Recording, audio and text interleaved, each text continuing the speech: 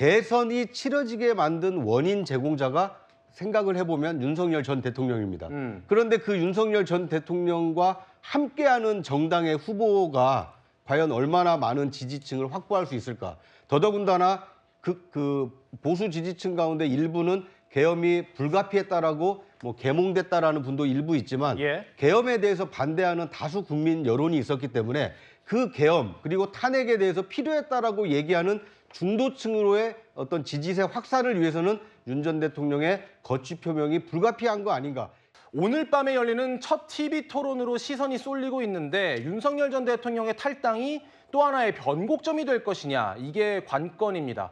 우선 관련 목소리를 듣고 이야기해 보겠습니다.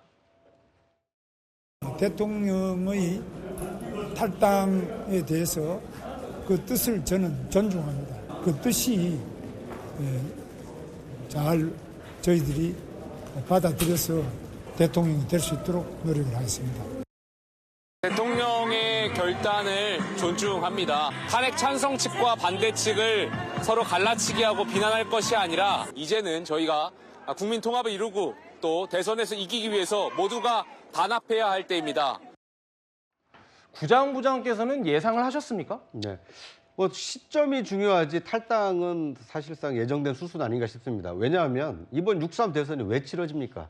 12.3 비상계엄이 있었고 그 비상계엄에 대한 헌법재판소의 판단이 대통령의 파면 결정이 아니었습니까? 그것 때문에 6.3 대선이 치러집니다. 그러니까 대선이 치러지게 만든 원인 제공자가 생각을 해보면 윤석열 전 대통령입니다. 그런데 그 윤석열 전 대통령과 함께하는 정당의 후보가 과연 얼마나 많은 지지층을 확보할 수 있을까? 더더군다나 그 보수 지지층 가운데 일부는 계엄이 불가피했다라고 계몽됐다라는 분도 일부 있지만 계엄에 대해서 반대하는 다수 국민 여론이 있었기 때문에 그 계엄 그리고 탄핵에 대해서 필요했다라고 얘기하는 중도층으로의 어떤 지지세 확산을 위해서는 윤 전 대통령의 거취 표명이 불가피한 거 아닌가. 계엄과 탄핵이라는 국민의힘 후보 입장에서는 굉장히 불리한 선거 구도를 뛰어넘고 이재명이냐 아니냐, 미래냐 아니면 그 다수 그 삼권 통합이냐 아니면 삼권 분리냐, 이런 새로운 선거 프레임으로 나가기 위해서는 윤 전 대통령의 거취 표명이 불가피했다, 이런 관측이 있었기 때문에 시점상의 문제였지 어떻게 보는 사람에 따라서는 늦었다라고 생각하는 사람도 있고 어떤 사람은 늦었지만 다행이다라고 하는 그 사람도 있기 때문에 오늘 이후에 윤 전 대통령의 탈당이 앞으로 보수층 결집에 어떤 영향을 끼칠지는 지켜볼 필요가 있어 보입니다. 그럼 그 시점상의 문제였다고 한다면 강 대변인님, 오늘 TV 토론이 있는데 TV 토론 전날 탈당을 했단 말입니다. 그 시점을 일부러 고른 걸까요?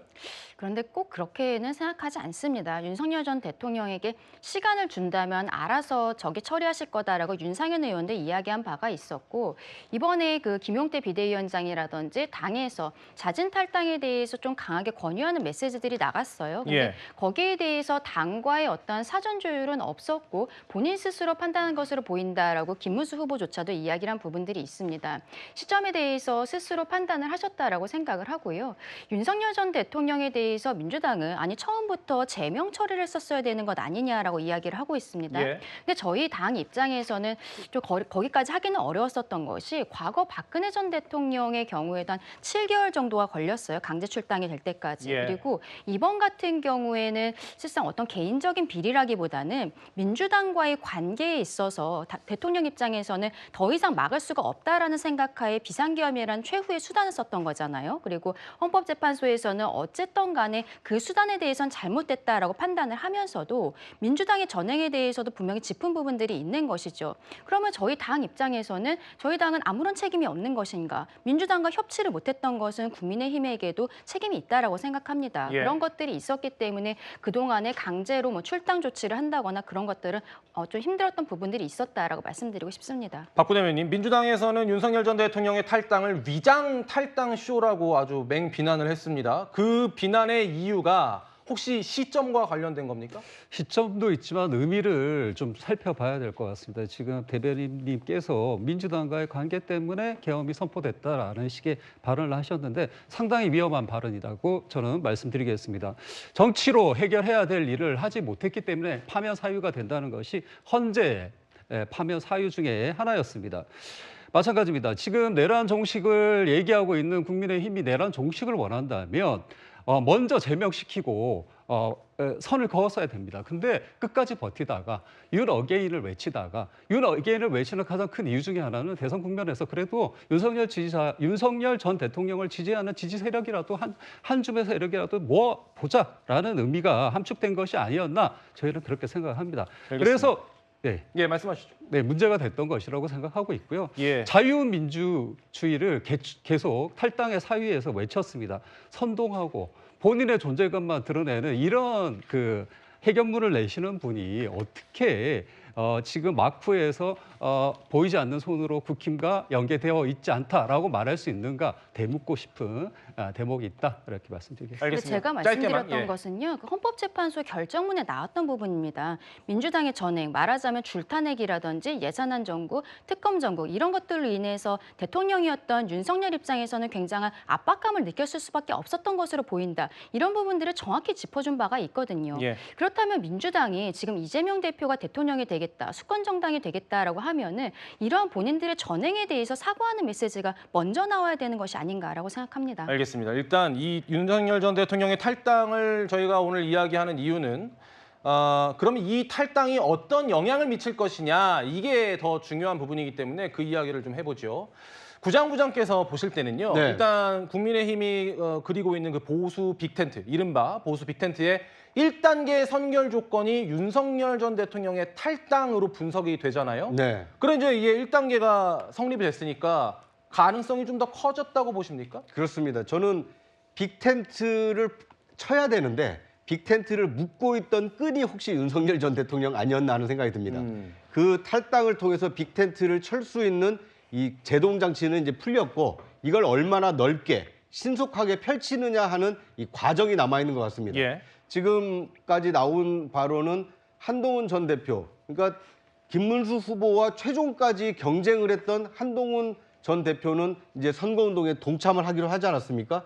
그 다음에 남아 있는 것이 그 4강까지 올라갔다가 지금 미국으로 출국해 있는 홍준표 전 대구시장이 과연 조기 귀국해서 김문수 후보를 도울 것이냐. 예. 그리고 후보가 선출됐음에도 불구하고 막판 후보 단일화를 위해서 노력을 했던 한덕수 전 총리가 과연 김문수 후보 당선을 위해서 동참할 것인가.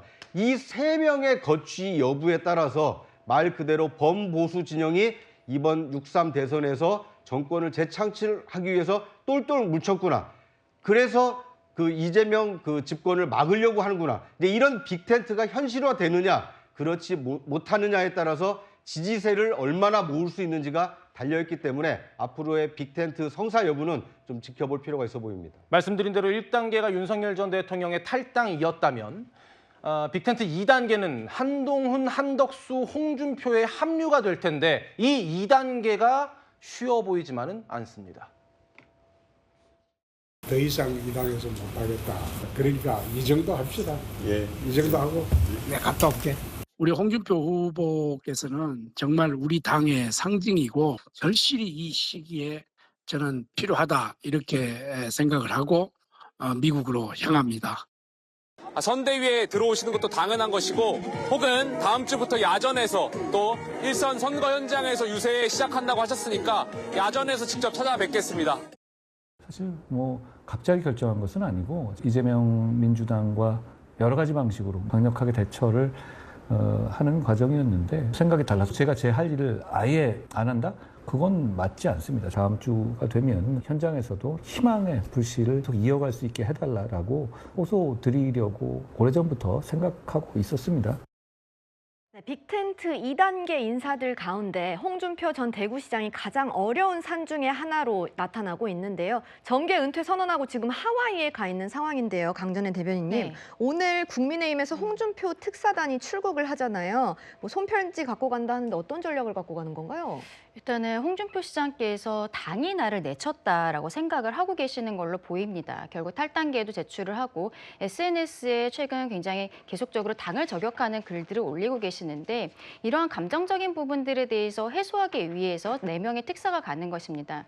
김대식 의원 같은 경우는 과거에는 당대표 경쟁자였었습니다만 그때부터 오히려 교류가 많아졌다라고 해요. 예. 김대식이 묻고 홍준표가 답하다 이런 책도 같이 냈을 정도였는데 이분들이 가서 저는 뭐 개인적으로 홍준표 시장께서 갑작스럽게 입국을 하시거나 그렇게 되기는 좀 어렵지 않을까라고 생각은 합니다만 지금까지 상황에 대해서 오해가 있다면 풀고 그리고 어쨌든 해외에서 원팀으로서 함께해달라라는 메시지를 보내드리는 것이 아닌가.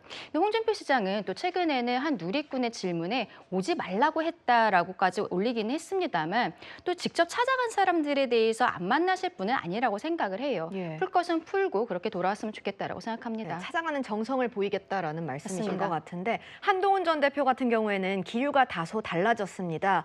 사실상 당 선거를 위해서 나서겠다라는 뜻을 밝혔는데 구 부장님, 네. 당장 이틀 뒤인 화요일부터 부산 현장에 나서는데 김문수 후보랑 동선이 겹치지는 않는다면서요. 네. 글쎄요, 왜 저렇게 따로 그 선거운동을 하는지는 모르겠습니다만 모양으로 보면 김문수 후보를 찾아가서 김문수 후보의 손을 높이 들어주면서 이 김문수 후보 지지를 해주십시오 호소를 하면 더 설득력이 있지 않을까요? 이 보는 사람에 따라서는 좀 다르게 생각할 수도 있을 것 같습니다. 왜냐하면 지금 국민의힘의 경우에는 비상대책위원회 체제입니다. 지금 김용태 비대위원장이 있긴 합니다만 6.3 대선이 끝나면 당선이 되든 낙선이 되든 국민의힘은 새 지도부를 선출할 수밖에 없는 상황입니다. 예. 그리고 이미 한동훈 전 대표는 총선 패배에도 불구하고 그 곧바로 치러진 전당대회에서 이 당대표에 당선한 바가 있습니다. 이번 대선 이후에 또 당대표에 도전하는 거 아니냐 이런 세간의 관측이 있기 때문에 이번 6.3 대선에 김문수 후보의 당선을 위해서 전국을 돌면서 선거운동을 하는 것인지 아니면 6.3 대선 후에 있을지도 모르는 전당대회를 대비하고 있는 것이 아닌지 이런 오해를 불식시키기 위해서는 김문수 후보와 함께 공동 유세를 하는 것이 오히려 더 효과적이지 않을까. 개인적으로 그렇게 생각하는데 지금까지 나타난 한동훈 후보의 그 동선은 따로 하겠다라는 것이니까 뭐 따로 하는 선거운동이 얼마나 지지세 결집에 도움이 될지 좀 지켜볼 필요가 있어 보입니다. 네, 빅텐트 3단계를 짚기 전에 강전의 대변인께 네. 이거 여쭤보고 싶은데 한덕수 전 총리는 어떻게 되는 건가요? 그러니까 지금 한덕수 그 총리에 대해서는 가까운 것을 알려져 있는 성일종 의원 같은 경우에는 구체적인 롤을 주면은 그때 이야기를 하겠다라고 이야기를 하고 있고 다만 이제 선대위원장에 대해서는 고사를 한 것으로 보입니다. 예. 하지만 지금 상황에 있어서 이제 윤석열 전 대통령이 탈당을 하고 그리고 한동훈 전 대표 같은 경우에도 선거에 함께하겠다라고 이야기를 하고 있는 부분들 또 한덕수 총리도 이제 단일화 과정이 마무리가 된 다음에 본인도 도울 수 있는 부분에 대해서는 돕겠다라고 이야기를 한 부분들이 있거든요. 그러면은 그동안에 어쨌든 저희 당원들, 국민들께서 한덕수 총리에 대해서 좋은 마음을 갖고 계셨던 분들이 있기 때문에 예. 본인의 역할을 곧 하시게 되지 않을까라고 생각합니다. 네, 국민의힘이 구상한 빅텐트 3단계 살펴보고 있는데요. 마지막 단계야말로 가장 어려울 수도 있을 것 같습니다. 이준석 개혁신당 대선 후보 목소리 먼저 들어보겠습니다. 당을 위해서 본인이 대단한 결단을 했다는 듯이 이렇게 나서는 모양새 자체가 저는 중도층의 표심에는 영향을 주기 어려울 것이다. 어떻게 40살의 이준석이 너무 젊어서 안 된다고 74세의 김문수 후보라는 겁니까? 그러니까 국민의힘이 그리는 그 보수 빅텐트의 최종 목표는 이준석 후보와의 단일화가 될 겁니다. 여론조사를 보겠습니다. 이걸 주장하는 이유를 한번 보죠. 먼저 갤럽 조사에서는요. 이재명 후보가 처음으로 과반을 넘겼는데 여기서는 김문수 후보와 이준석 후보를 합쳐도 이재명 후보를 넘지 못하는 것으로 조사가 됐습니다. 그런데 다른 여론조사를 보면요. 김문수 후보와 이준석 후보가 단일화를 할 경우 이재명 후보를 넘어설 수 있다라는 여론조사가 발표가 되면서 국민의힘의 빅텐트 그 구상이 국민의힘에서는 그것을 기대하고 있는 것 아니냐 이런 분석입니다. 그런데 아까 이준석 후보의 목소리 들으셨지만 윤석열 전 대통령의 탈당에 대해서도 굉장히 부정적인 반응을 보였고 김문수 후보에 대해서도 공격적인 태도를 취하고 있기 때문에 과연 이준석 후보와의 단일화라는 이 빅텐트 3단계 최종 목표가 현실성이 있는 구상인 건가? 이게 의심이 됩니다. 부장부장께서 어떻게 보세요? 네. 저는 앞서 보여드린 갤럽 조사대로 만약 이번 대선이 흘러간다면 이준석 후보는 절대 단일화에 응하지 않을 것입니다. 왜냐하면 본인이 함께 하더라도 이재명 후보 당선 가능성이 높은데 지는 쪽에 자신의 그 지지표를 몰아줄 이유가 뭐가 있겠습니까?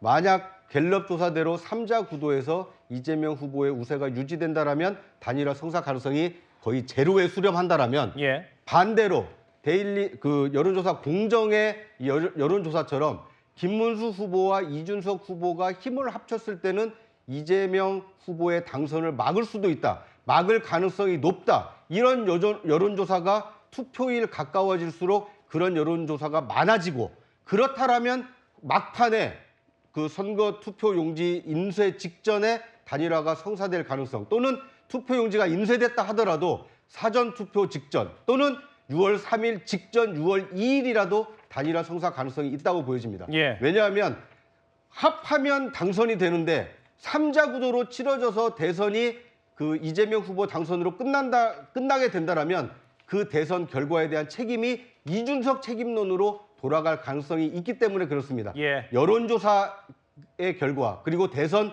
민심이 어떻게 움직이느냐에 따라서 막판 단일화 가능성이 남아있다 이렇게 볼 수 있을 것 같습니다. 알겠습니다. 하루하루 급변하는 선거 국면에서 어떤 일이 어떻게 펼쳐질지 계속 지켜봐야 할 것 같습니다.